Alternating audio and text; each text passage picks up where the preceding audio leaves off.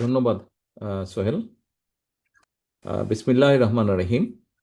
আজকের দেশ গড়ার পরিকল্পনা, এই অনুষ্ঠানের সম্মানিত সভাপতি জনাব রিজভী আহমেদ, মঞ্চে উপস্থিত বাংলাদেশ জাতীয়তাবাদী দলের জয়েন্ট সেক্রেটারি জনাব সোহেল, সম্মানিত আলোচকবৃন্দ এবং আমার সামনে উপস্থিত চট্টগ্রাম, রংপুর, কুমিল্লা, রাজশাহী, ফরিদপুর বিভাগ থেকে আগত এই সকল স্থানের জেলা, পৌরসভা, থানা, উপজেলা পর্যায়ের উপস্থিত সকল বিএনপির নেতৃবৃন্দ, আসসালামু আলাইকুম। নেতৃবৃন্দ, আহ, আজকে সারাদিন আপনাদের সামনে কতগুলো বিষয় উপস্থাপন করা হয়েছে, 8টি বিষয় উপস্থাপন করা হয়েছে। এই যেই বিষয়গুলো কম বেশি আমাদের প্রায় 2.5 বছর আগে আমরা যে 31 দফা আপনাদের সামনে উপস্থাপন করেছিলাম, আপনারা সেই 31 দফার কথাগুলো জনগণের দোরগোড়ায় নিয়ে গিয়েছিলেন।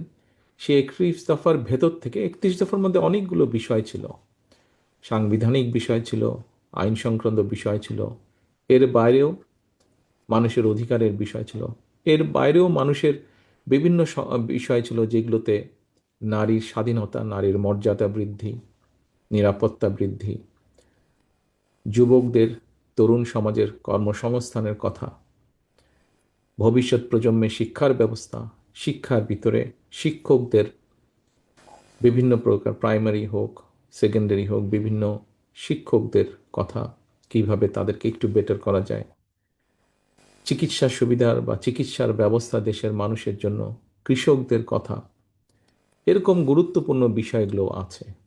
আমরা যে কাজটি করেছি, আপনাদের সামনে যে 8টি বিষয় কম বেশি আজকে উপস্থাপন করা হয়েছে, এই 8টি বিষয়কে আমরা 31 দফার ভিতর থেকে আলাদা করে বের করে নিয়ে এসেছি এবং বিভিন্ন বিশেষজ্ঞ ব্যক্তিদের সমন্বয়ে ছোট ছোট টিম, প্রায় 150-র মতন ব্যক্তি, এরা যে সকলেই বিএনপির সাথে সম্পর্কিত তা নয়, তারা তাদের ফিল্ডে তারা এক্সপার্টিস আছে এবং আমাদের এই বিষয়গুলো তাদের যার যার বিষয়ের সাথে খাপ খায়, এরকম মানুষরাও গত প্রায় 1.5-2 বছর ধরে কাজ করেছেন, কাজ করে একটা অবস্থানে তৈরি করেছেন। আপনাদের সামনে যখন এই আজকের বিষয়গুলো উপস্থাপন করা হয়েছে, সেখানে কিন্তু সুন্দরভাবে মোটামুটি সংক্ষিপ্তভাবে তুলে ধরা হয়েছে। আমরা এর আগে শুনেছি বিভিন্ন প্রতিশ্রুতির কথা, বিভিন্ন সময় বিভিন্ন প্রতিশ্রুতির কথা, কিন্তু আজকে আপনাদের সামনে আমরা যেই পরিকল্পনার কথাগুলো বলেছি, সেখানে কিন্তু একই সাথে আমরা তুলে ধরেছি যে মোটামুটি কিভাবে এগুলোকে বাস্তবায়ন আমরা করব।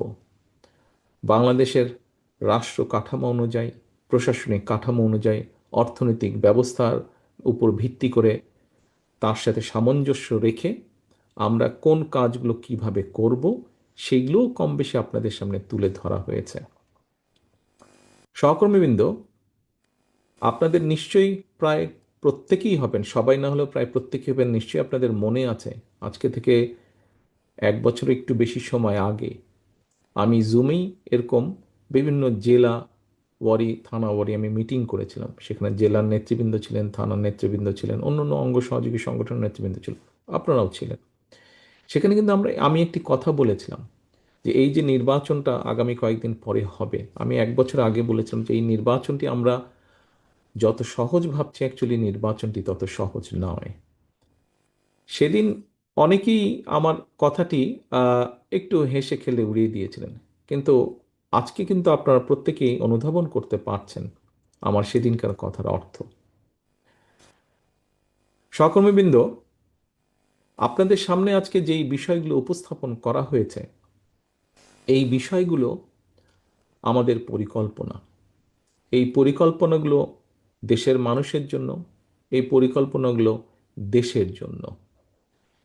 এখন এই পরিকল্পনাকে যদি বাস্তবায়ন করতে হয়, তাহলে যাদের জন্য আমরা এই পরিকল্পনাগুলো গ্রহণ করেছি, তাদের কাছে তো পৌঁছতে হবে এই পরিকল্পনাগুলো, তাই নয় কি? যাদের জন্য এই পরিকল্পনা আমরা নিয়েছি, এটি তো আমাদের দলীয় কোনো পরিকল্পনা নয়। যে বিষয়গুলো সারাদিন আপনারা আলোচনা করেছেন, জেনেছেন, বোঝার চেষ্টা করেছেন, যার কাগজপত্র আপনাদের প্রত্যেককে দেওয়া হয়েছে কম বেশি, হোল্ডারগুলো, এগুলো তো কোনো দলীয় বিষয় না। হ্যাঁ, দলীয় পরিকল্পনা দেশের জন্য, মানুষের জন্য, কিন্তু সাংগঠনিক বিষয় নয়। সাংগঠনিক বিষয়টা কি? দেশ এবং মানুষ নিয়ে আমাদের যে দলীয় যে পরিকল্পনা, দেশ এবং মানুষকে ঘিরে, এই পরিকল্পনার কথাগুলো মানুষের কাছে পৌঁছে দিতে হবে।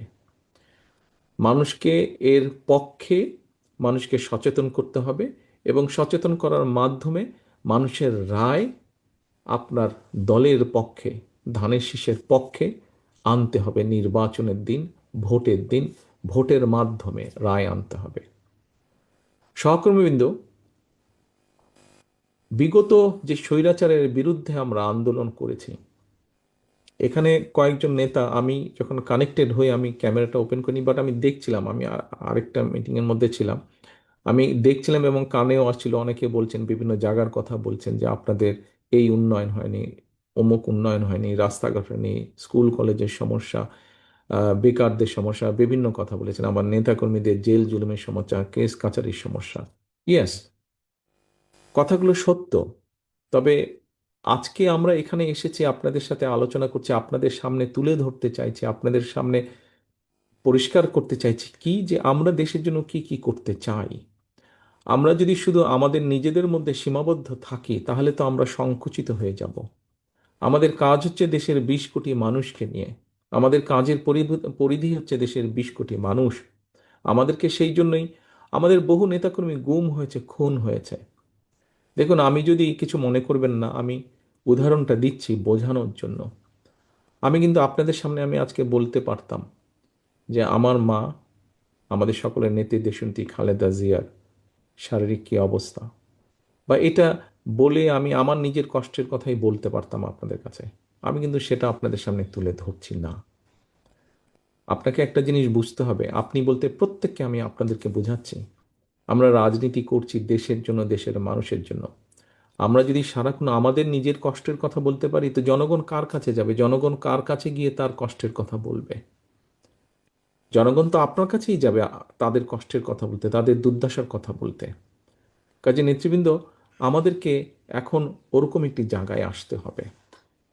আমাদেরকে জনগণের প্রতিনিধিত্ব করতে হবে। জনগণ যাতে আস্থা রাখতে পারে আমাদের উপরে, আমাদেরকে সেভাবে নিজেদেরকে গড়ে তুলতে হবে। গতকাল আমি একটি কথা বলেছিলাম, এই কর্মসূচিটি আজকে যা হয়েছে, এই কর্মসূচিটি আজকে পঞ্চম দিন। গত 4 দিন ধরে চলেছে, আজকে পঞ্চম দিন। গতকালকে একটি কথা আমি বলেছিলাম, এই কথাটি আমি আমার অনুভূতি থেকে বলেছিলাম।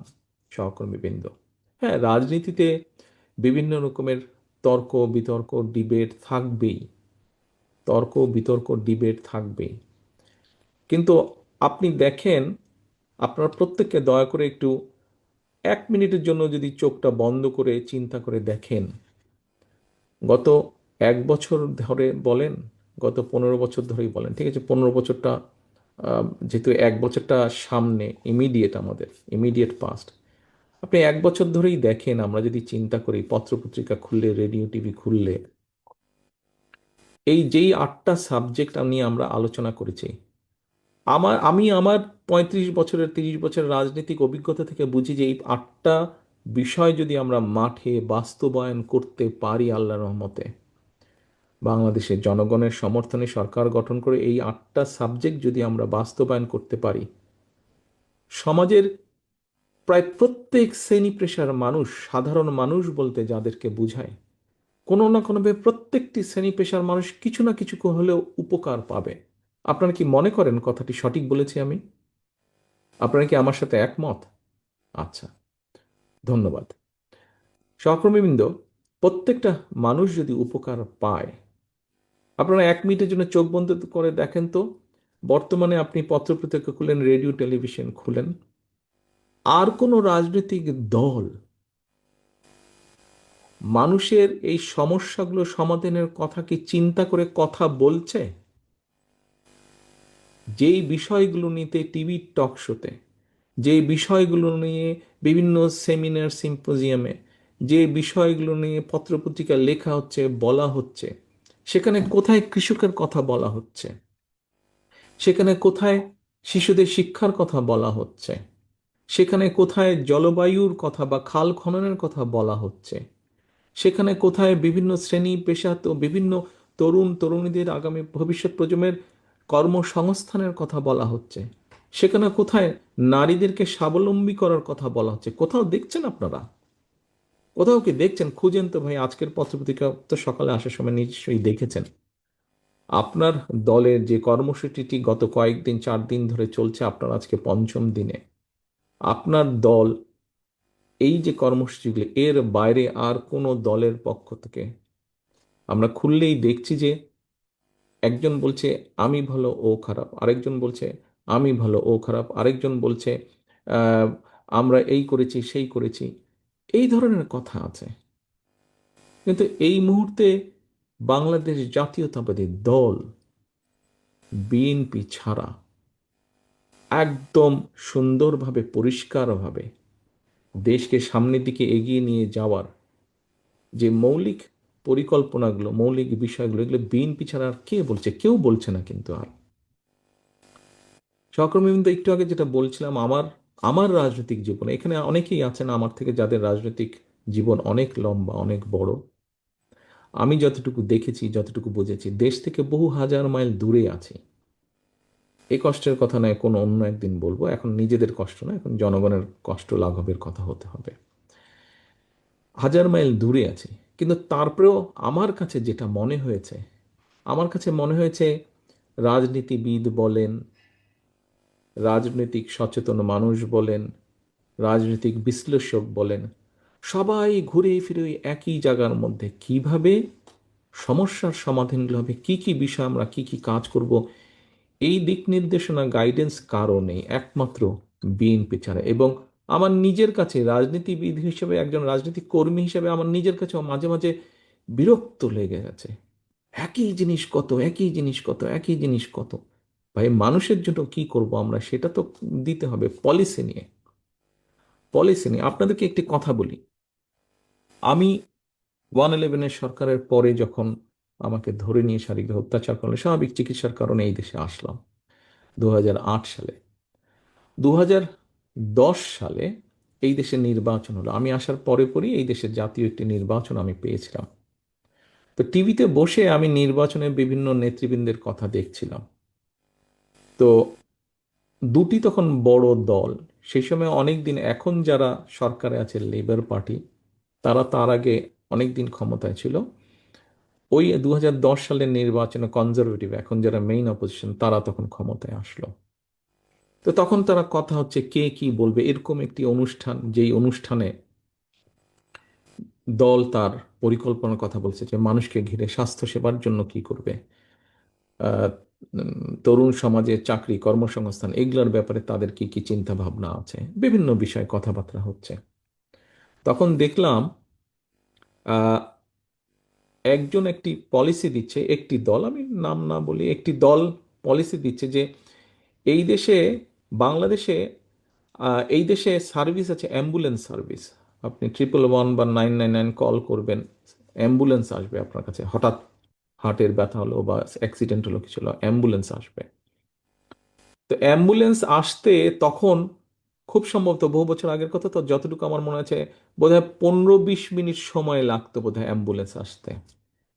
তারা পলিসি তৈরি করছে যে কিভাবে এইটিকে 3 মিনিট সময় কমানো যায়, যে 20 মিনিট যদি লাগে তাহলে 17 মিনিটে যাতে আসতে পারে, এরকম মিনিটের হিসাবে তারা পরিকল্পনা তৈরি করছে। সহকর্মীবৃন্দ, আপনারা অনেকেই বিদেশে এসেছেন, অনেক জায়গায় গেছেন, হয়তো লন্ডনে অনেকে এসেছেন। আসলে দেখলে, এই দেশগুলো দেখলে মনে হয় যে আহা, এই দেশটি এত ভালো, আমার দেশটি কেন ভালো নয় এত। সহকর্মীবৃন্দ, আমার দেশটিকে যদি ভালো করতে হয় তাহলে তো আমাদেরকে দেশ নিয়ে ভাবতে হবে, দেশ নিয়ে কথা বলতে হবে। কে কয়বার ক্ষমতায় থাকবে আর কাকে কিভাবে আমরা সাইজ করব, রাজনীতির ভাষায় বললাম, এটি যদি আমরা চিন্তা করতে থাকি তাহলে তো হবে না। আপনাকে তো দেশ নিয়ে পরিকল্পনা করতে হবে। আপনাকে দেশের যারা ভবিষ্যৎ শিশু, আপনারা শিক্ষা নিয়ে পরিকল্পনা করেছেন, কথা বলেছেন, এখানে শিক্ষা নিয়ে আপনাদের সামনে তুলে ধরা হয়েছে এই শিক্ষা ব্যবস্থা কিরকম করব। শুধু শিক্ষা ব্যবস্থাকে এরকম করব না, আমরা প্রাথমিক শিক্ষকদেরকে কিভাবে ট্রেনিং দিতে চাই। কারণ আপনি প্রাথমিক স্কুল বানান, নতুন বিল্ডিং বানান, রং করেন, আপনি নতুন বই দেন, বিভিন্ন যাই দেন না কেন, কিন্তু আপনার শিক্ষকের ট্রেনিং যদি ভালো না থাকে, কোয়ালিটি যদি ভালো না থাকে, তাহলে তো লাভ হবে না, তাই নয়? তাহলে তো আপনি ভালো শিক্ষার্থী গড়ে তুলতে পারবেন না, ভবিষ্যৎ প্রজন্মকে আপনি ভালো করে গড়ে তুলতে পারবেন না। কাজেই সেই শিক্ষককে আমরা কিভাবে ট্রেনিং দিব, ওয়ান টিচার ওয়ান ট্যাব বা ওয়ান ট্যাব ওয়ান টিচার, যেই পলিসিটি আপনাদের সামনে তুলে ধরা হয়েছে, এটি কেন করা হয়েছে? এটি করা হয়েছে যে আমরা আমাদের শিক্ষকদেরকে আমরা বেটার ট্রেন দিতে চাই, যাতে করে তারা ভবিষ্যৎ প্রজন্মকে ট্রেনিং দিতে পারে, ভবিষ্যৎ প্রজন্ম যাতে এই কাজগুলো করতে পারে, এই কাজগুলো যাতে তারা করতে পারে, অর্থাৎ যা আমরা এখানে আলোচনা করছি এগুলোকে আরও রিফাইন করে আরও বেটার করতে পারে। কিন্তু আপনারা দেখেন এই মুহূর্তে শুধু হইচই, শুধু ক্যাবা, শুধু কনফিউশন, শুধু বিভিন্ন রকম আহ, মানে অনেক কথা, অনেক কাজ যেগুলোর ভিতরে কোনো সাবস্টেন্স নেই। একমাত্র বিএনপি সেই দল যারা, হ্যাঁ আমরা অনেক কিছু বলছি না, অনেক কিছু আছে আমাদের মধ্যে, কিন্তু মেইন কোর যেই বিষয়গুলো আমরা সেগুলো তুলে ধরতে চাইছি, সেগুলো আমরা করতে চাইছি। আপনারা এখানে যারা রাজনীতি করছেন প্রত্যেকেই আপনারা এক যুগেরও বেশি সময় ধরে রাজনীতি করছেন, মিনিমাম এক যুগ তো রাজনীতি করছেন। আমি একটু আগে একটা প্রশ্ন করেছিলাম যে আপনারা কি মনে করেন যে এই কাজগুলো করলে জনগণের ভাগ্যের পরিবর্তন হবে, এরকম একটি কথা জিজ্ঞেস করেছিলাম। আপনারা কম বেশি অনেকেই হাত তুলেছিলেন যে হবে। প্রিয় সহকর্মীবৃন্দ, আপনি যদি সত্যিই বিশ্বাস করে থাকেন এই কাজগুলো হবে, একটু আগে বললেন যে একজন, আমি শুনেছিলাম বলছিলেন যে এখানে যখন ইমাম মুয়াজ্জিম সাহেবদের জন্য আমরা একটি বিষয় চিন্তা করেছি, একজন দাঁড়িয়ে তখন বললেন যে মসজিদের কারেন্ট ফ্রি করা যায় কিনা, মনে হয় একজন প্রশ্ন করেছিলেন, খুব সম্ভব। সহকর্মীবৃন্দ, আগে যেটা আমরা পরিকল্পনা করেছি আমরা সেটি আগে করার চেষ্টা করি, তাই না? সেটি আপনি অন্তত এতটুকু বলেন আমাদেরকে যে ঠিক আছে, দল কেন্দ্রীয় পর্যায় থেকে এই জিনিসটা চিন্তা করেছে, আপনাদেরকে ধন্যবাদ, আমরা এটা মানুষের মাঝে নিয়ে যাচ্ছি, বিশেষ করে যাদের জন্য আমরা করতে চাইছি তার জন্য করতে চাইছি। আপনি যদি একটার পর একটা বলতে থাকেন তাহলে তো ভাই কোনো দিকে শুরু করা যাবে না। তো আমাদেরকে তো একটা শুভ কাজ আগে শুরু করতে হবে, শুরু করলে ধীরে ধীরে আমরা যাব। আপনারা বলেছেন আমাদের যে সকল নেতাকর্মীর কেস কাচারে এসে করতে পারেনি, ঠিকভাবে গড়ে তুলতে পারেনি, তাদেরকে ভাতা দিতে হবে। আপনি রাষ্ট্রীয় তহবিল থেকে নির্দিষ্ট একটি দলের কর্মীদেরকে কি করে ভাতা দিবেন? এটা কোন আইনে আপনি এটাকে জায়েজ করবেন? তাহলে একটু আগে একজন এখানে বলেছেন যে কোনো কিছু কিছু ব্যক্তি প্রতিষ্ঠান, প্রাইভেট প্রতিষ্ঠানে বিশেষ একটি দলের লোক কাজ করে, সেটা যাতে পরিবর্তন হয়, তাতে কন্ট্রাডিক্ট হচ্ছে ভাই। আমরা কি বলছি না বলছি আমাদেরকে বিবেচনা করতে হবে, তো বাস্তবসম্মত বিষয় চিন্তা করতে হবে। রাষ্ট্রীয় তহবিল থেকে আপনি নির্দিষ্ট কোনো দলের লোককে দিতে পারেন না, তাহলে তো যেই স্বৈরাচারকে আপনি বিদায় করেছেন, আমরা দেখেছি বিভিন্ন সময় খবর টবরে কিছু কিছু বেরিয়েছিল যে রাষ্ট্রীয় তহবিল থেকে তারা তাদের নিজেদের দলের লোকজনকে টাকা পয়সা দিয়ে থাকে, তাহলে তাদের আর আমাদের মধ্যে পার্থক্য হলো কি? অবশ্যই তো তাদের থেকে আমাদের পার্থক্য থাকতে হবে, মানুষ তো সেটাই প্রত্যাশা করে আমাদের কাছে।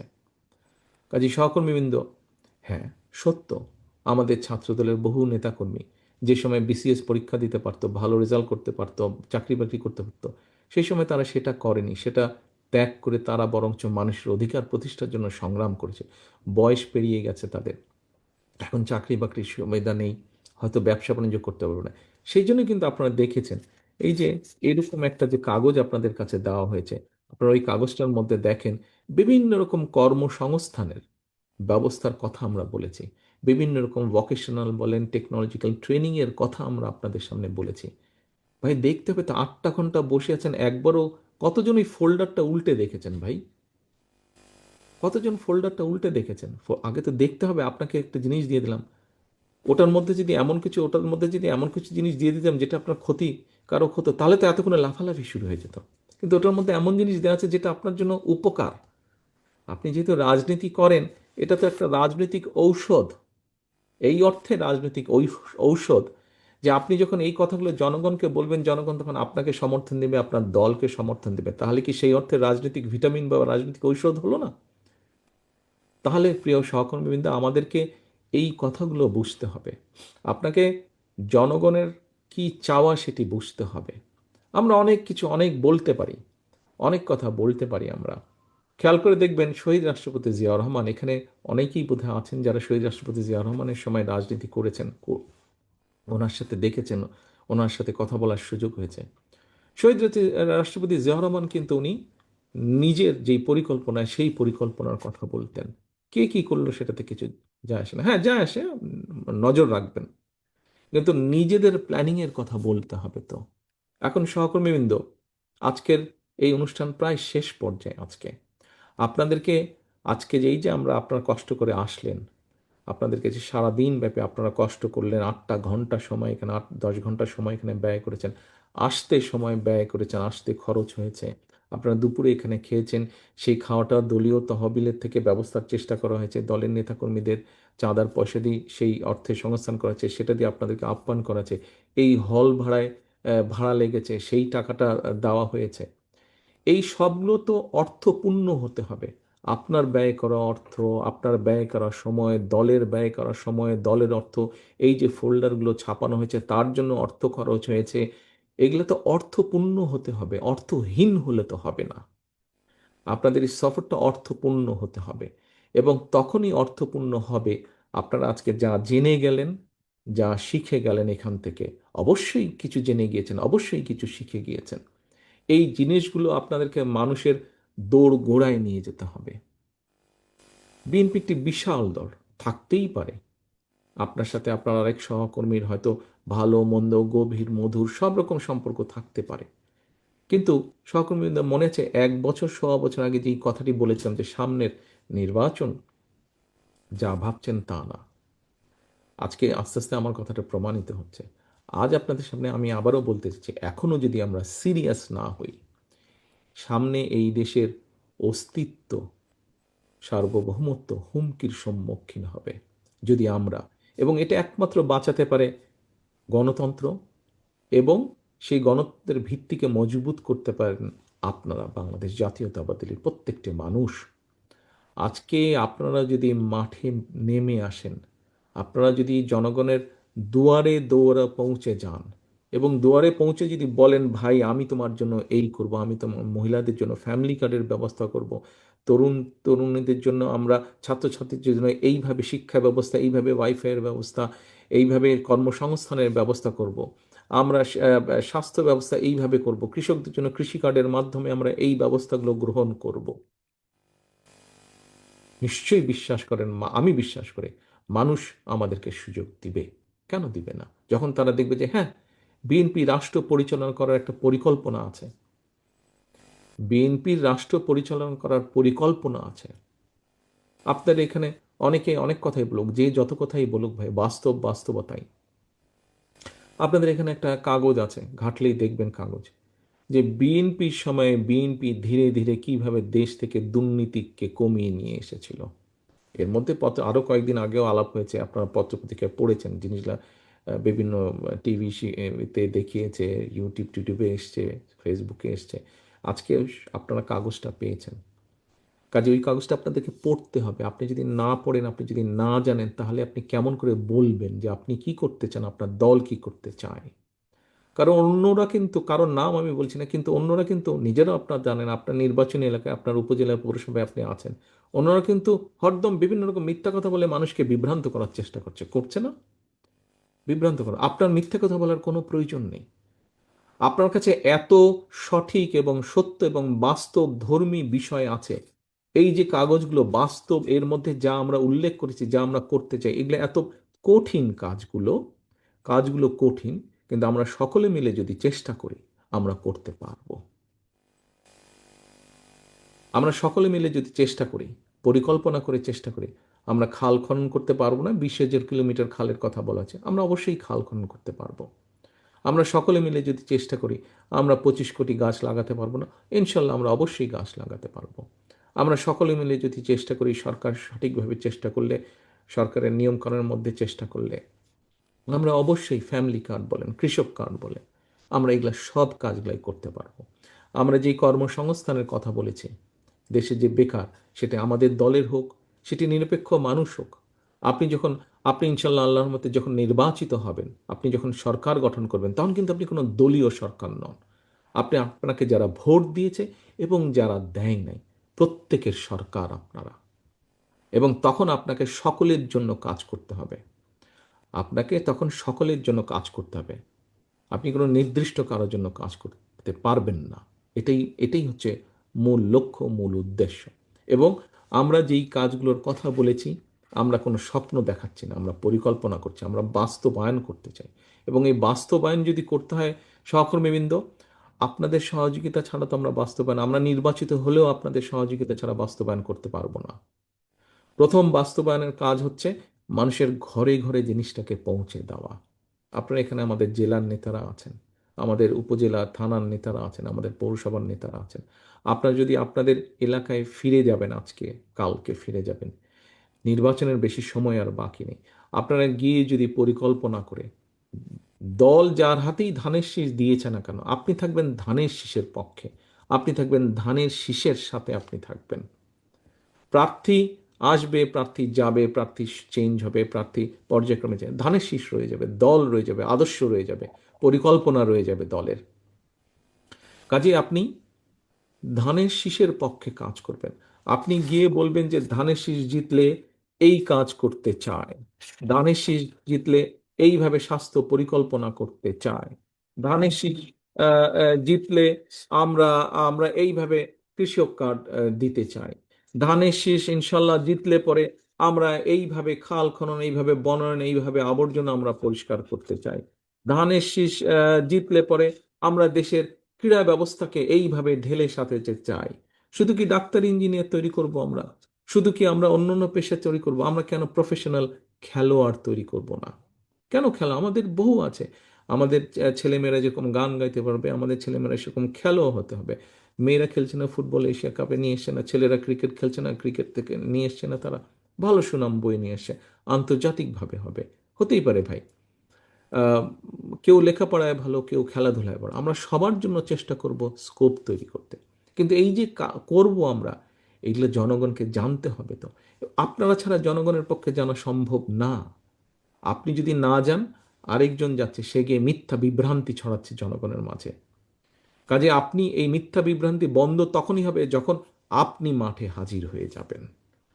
আপনি যখন মাঠে হাজির হয়ে যাবেন, তখন এই বিভ্রান্তি কিন্তু সে ছড়াতে পারবে না। আপনারা একটা ভিডিও দেখেছেন ওই কয়েকটা মহিলা গিয়ে এক মহিলাকে বলছে বাচ্চার মাথায় রেখে, তখন মহিলা প্রতিবাদ করে উঠেছে। দেখেছেন না ভিডিও? এরকম ঘটনা হচ্ছে। আপনারা আজকে মাঠে মাঠে নেমেছেন বলেই কিন্তু আজকে তারাও সাহস, যারা প্রতিবাদ করার তারাও সাহস পাচ্ছে। আপনি যখন আরো মাঠে নামবেন, তখন এই ধরনের প্রতিবাদ আরো বাড়বে, এই ধরনের প্রতিবাদ আরো বাড়বে। শুনেছি, আমি বিভিন্ন জায়গায় দেখলাম, কিছু ব্যক্তি গিয়ে মসজিদে গিয়ে তারা তাদের কথা বলছে। তারা যদি বলতে পারে, আপনি কেন বলতে পারবেন না? বললে সবাই বলবে, না বললে কেউ বলতে পারবেন না। আপনি আপনার এলাকায় সেভাবে ব্যবস্থা গ্রহণ করুন। বললে সবার বলার অধিকার আছে। আর যদি কোথাও নিয়ম হয়ে থাকে, সেই যে বলবে না, তাহলে সেই নিয়ম সকলের জন্য প্রযোজ্য হবে। কোনো বিশেষ কারোর জন্য হবে আর কারোর জন্য হবে না, এটা তো হতে পারে না। সবার জন্যই হবে। আসুন সহকর্মীবৃন্দ, স্বৈরাচার দেশের অর্থনীতি, দেশের সমাজ ব্যবস্থা, দেশের শিক্ষা ব্যবস্থা, দেশের কৃষি ব্যবস্থা, যেটাই যেখানে রেখে গিয়েছে, অসম্ভব ভঙ্গুর অবস্থায় রেখে গিয়েছে, ধ্বংসপ্রাপ্ত অবস্থায়, যুদ্ধবিধ্বস্ত দেশের মতো ধ্বংসপ্রাপ্ত অবস্থায় রেখে গিয়েছে। এই দেশকে যদি গড়তে হয়, একটি যুদ্ধবিধ্বস্ত দেশকে করার জন্য যেভাবে কষ্ট করতে হয় অসম্ভব, সামনের দিনে কিন্তু সেভাবেই আমাদেরকে কষ্ট করতে হবে, সেভাবেই আমাদেরকে কষ্ট করতে হবে। কাজে আজকে থেকে আমাদের প্রস্তুতি নিতে হবে। কিন্তু আমরা কষ্ট করলে সফল হবার সম্ভাবনা ইনশাল্লাহ এজন্যই বেশি যে আমাদের কাছে একটি পরিকল্পনা আছে, যে আমরা কিভাবে কাজগুলো করব। অন্যদের কাছে এই পরিকল্পনা নাই। যদি পরিকল্পনা থাকতো, তাহলে তো বাই নাও তারা বলতো তাদের পরিকল্পনার কথা, তাই না? তাহলে তো বলতো তারা, কিন্তু এখন পর্যন্ত তারা বলেনি। এখন বলবে, দেখবেন কয়েকদিনের মধ্যে বলবে। আমাদেরগুলা দেখেছে, জেনেছে তো। আবার আমাদের ফোল্ডারের অনেক কিছু চলে গেছে অনেকের কাছ থেকে, আত্মীয় স্বজনের মধ্যেও তো থাকে। দেখবেন কয়েকদিনের মধ্যেই কিন্তু তারা বলবে, এই আমরা এই করব, আমরা ওই করব, এইটা করব, ওটা করব, অনেক বেশি, অনেক বেশি বলবে। দেখবেন আমাদের থেকেও মনে হবে প্রস্তাবগুলো ভালো ভালো, অন্য অনেকেই বলবে আমাদের থেকেও প্রস্তাবগুলো ভালো মনে হবে। কারণটা কি? আমরা বাস্তবতার নিরিখে করেছি, আমরা বাস্তবতার নিরিখে করেছি। আমরা হঠাৎ করে বলে দিচ্ছি না, আমরা ফ্যামিলি কার্ডের কথা বলেছি, কিন্তু আমরা বলে দিচ্ছি না যে আমরা কোনো জিনিস একদম ফ্রি দিয়ে দিব, সেটা সম্ভব না। বাস্তবতার নিরিখে বলেছি, বিবেচনা করে বলেছি। আর যারা সস্তা জনপ্রিয়তার জন্য বলে, তারাই কিন্তু অবাস্তব কথা বলে দেয়। আমরা অবাস্তব কথা বলিনি, আমরা করব বলিনি, আমরা পরিকল্পনা নিয়েছি। এটার মধ্যে হতে পারে এদিক ওদিক হবে, কিন্তু আমরা ধীরে ধীরে এগোতে থাকব, আমরা বাস্তবায়ন করব, ধীরে ধীরে এগোতে থাকবো, ইনশাল্লাহ আমরা সফল হব সেটাতে। সহকর্মীবৃন্দ, আজকে আপনাদের কাছে যেই ফোল্ডার আমরা দিয়েছি, এই ফোল্ডারের সফলতা তখনই হবে, এই সকল কিছু সময়, অর্থ, সকল কিছু অর্থপূর্ণ তখনই হবে যখন আপনারা এই ফিরে গিয়ে ঘরে আর বসে থাকবেন না। যখন আপনারা ফিরে গিয়ে, আপনাকে আমি 5টা কপি দিয়েছি, এই 5টা থেকে যখন আপনি 50, 500, 5,000, 50,000 করে বিলি করবেন, মানুষকে বোঝাবেন, নেতাকর্মীদের বোঝাবেন, তারা গিয়ে আরও সাধারণ মানুষকে বোঝাবে, তখন এটা সফলতা হবে, তখন এটা সফল হবে। সহকর্মীদের দলটা আমাদের সকলকে নিয়ে, আপনারা এখানে প্রত্যেকে যারা উপস্থিত আছেন, প্রত্যেকে কিন্তু আপনারা গলায় দেখুন একটা, যেটা আপনি কার্ড ঝুলিয়েছেন, নিচে লেখা জাতীয়তাবাদী দল, বাংলাদেশ জাতীয়তাবাদী দল। তার মানে আপনাদের প্রত্যেককে নিয়ে জাতীয়তাবাদী দল। আমি একা জাতীয়তাবাদী দল না, দেশনেত্রী খালেদা জিয়া একা জাতীয়তাবাদী দল না, শহীদ জিয়া একা জাতীয়তাবাদী দল না, আমরা সকলে মিলে জাতীয়তাবাদী দল। এবং যেহেতু সকলে মিলে দলটি, কাজে আমরা সকলে মিলে যদি একসাথে কাজ না করি, তাহলে কোনোভাবেই আমরা সফল হতে পারবো না। আমাদের সকলকে মিলে কাজটা করতে হবে। আপনারা যদি মনে করেন, এই যে আপনারা আজকে এখানে এসেছেন এবং যেই আলোচনাগুলো হয়েছে, যেই বিষয়গুলো আপনাদের সামনে আমরা দলের পক্ষ থেকে তুলে ধরেছি, এই বিষয়গুলো জনগণের জীবনযাত্রার সাথে সম্পর্কিত, এই বিষয়গুলো জনগণকে সাহায্য করবে আরেকটু ভালোভাবে বেঁচে থাকার। বিশ্বাস করেন এই কথাগুলো যেটা বললাম, এগুলা কি সাহায্য করতে পারে জনগণকে আরেকটু? যদি এগুলা বাস্তবায়ন করতে পারি আমরা, তাহলে কি এগুলা জনগণকে সাহায্য করবে আরেকটু ভালোভাবে বেঁচে থাকার? তাহলে আসুন সহকর্মী, কি বিশ্বাস করেন নাকি না এমনি জাস্ট সেমিনারের মতন হলো? ধন্যবাদ। হ্যাঁ, আমরা বিশ্বাস করি, কারণ অনেক মেধাবী মানুষ এগুলোর পিছে কাজ করেছে। আমরা যখন তাদেরকে আইডিয়াগুলো দিয়েছি, তারা অনেক পরীক্ষা নিরীক্ষা করে আমাদেরকে বলেছেন, আইডিয়াটি একদম এরকম না করে একটু এরকম করুন, তাহলে বাস্তবায়ন সম্ভব। আইডিয়াটি আর একটু এরকম করুন, তাহলে বাস্তবায়ন সম্ভব।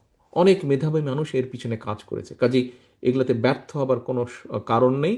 ইনশাল্লাহ আমরা জনগণের সমর্থন নিয়ে সরকার গঠন করতে সক্ষম হলে এই কাজগুলো আমরা করব। কিন্তু ওই যে যেটা বললাম, আপনারা ঘরে গিয়ে যদি ফোল্ডারটি আপনার টেবিলে রেখে দেন, আপনার বিছানার পাশে রেখে দেন, আপনার আপনার আপনার শেলফের উপরে রেখে দেন, তাহলে এটা সম্পূর্ণ ব্যর্থ হয়ে গেল, অপচয় হয়ে গেল। আপনারা পরীক্ষিত নেতাকর্মী, শত অত্যাচার নির্যাতনের মধ্যেও আপনারা এই দলকে ধরে রেখেছেন। সেই 111-এর ষড়যন্ত্র থেকে শুরু করে গত স্বৈরাচারের 15 বছরের ষড়যন্ত্র সব আপনারা মোকাবেলা করেছেন। তাহলে এখন কেন এই সামনের যেই নির্বাচনী যুদ্ধ, এই যুদ্ধ মোকাবেলা করতে পারবেন না? কেন আপনারা তাহলে আপনার দলের যে পরিকল্পনা জনগণকে ঘিরে, দেশকে ঘিরে, কেন সেটা জনগণের কাছে তুলে ধরতে পারবেন না? এটার তো কোনো কারণ নেই, কোনোই কারণ নেই। আপনি চাইলেই আপনি পারবেন, আপনারা চাইলেই আপনারা পারবেন, আপনারা চাইলেই আপনারা করতে পারবেন। ছড়িয়ে দিতে হবে। প্রিয় সহকর্মীবৃন্দ, আসুন আমরা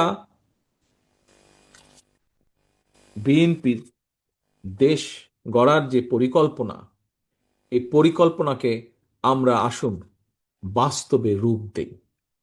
বাস্তবে রূপ দিতে হলে আমাদের জনগণের সমর্থন প্রয়োজন, এবং জনগণের সমর্থনকে দলের পিছনে আনতে হলে আপনাদের ঐকান্তিক প্রচেষ্টা এবং উদ্যোগ প্রয়োজন। আসুন আমরা সেই উদ্যোগ গ্রহণ করি। আমি কি আপনাদের কাছে সেই প্রত্যাশা রাখতে পারি যে আপনারা ফিরে গিয়ে সেই উদ্যোগ গ্রহণ করবেন? প্রিয় সহকর্মীবৃন্দ, আপনাদের আন্তরিকভাবে ধন্যবাদ জানাই এই উদ্যোগ। আমি আগেও বলেছি, আবারও বলছি, আপনি লড়বেন, আপনি যাবেন, আপনি কষ্ট করবেন আপনার দলের পরিকল্পনাগুলোকে সফল করার জন্য।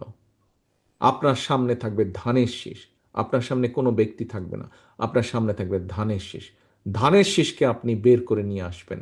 ধানের শীষের পক্ষে আপনি জনগণের মতামতকে ঐক্যবদ্ধ করবেন। ধানের শীষের পিছে, ধানের শীষের জন্য আপনি জনগণের মতামতকে এক জায়গায় নিয়ে আসবেন, ব্যালট বাক্সের ভিতরে নিয়ে আসবেন। প্রিয় সহকর্মীবৃন্দ, আপনারা সকলে কষ্ট করে এসেছেন এবং সারাদিন এখানে থেকে আপনারা কষ্ট করে দলের এই পরিকল্পনাগুলো জনগণের কাছে আবার নিয়ে যাবেন, এই প্রত্যাশা। এবং ঘরে ঘরে, দুয়ারে দুয়ারে মিটিং করে করে বললে হবে না, ছোট ছোট গ্রুপ করে ঘরে ঘরে যেতে হবে, মাঠে মাঠে যেতে হবে, কৃষকের খেতে যেতে হবে, মসজিদের ইমাম মুয়াজ্জিম সাহেবদের কাছে যেতে হবে, প্রাইমারি স্কুল হাই স্কুলের টিচারদের কাছে যেতে হবে, ঘরে ঘরে মা বোনদের কাছে যেতে হবে, স্কুল কলেজের তরুণ তরুণীদের কাছে যেতে হবে, যুবকদের কাছে যেতে হবে, ভাগ করে করে যেতে হবে প্রত্যেককে আপনাদের। আপনারা পেরেছেন স্বৈরাচারকে মোকাবেলা করতে, আপনারা পেরেছেন 111-এর ষড়যন্ত্রকে মোকাবেলা করতে, ইনশাল্লাহ আপনারাই পারবেন আগামী দিনের যে ষড়যন্ত্র আছে সেটিকেও মোকাবেলা করতে, গণতন্ত্রের ভিত্তি স্থাপনের মধ্য দিয়ে। সেই প্রত্যাশা রেখে আমার বক্তব্য শেষ করছি। সকলে সুস্থ থাকবেন, ভালো থাকবেন ইনশাল্লাহ। আসসালামু আলাইকুম। বাংলাদেশ জিন্দাবাদ, বাংলাদেশ জাতীয়তাবাদী দল জিন্দাবাদ।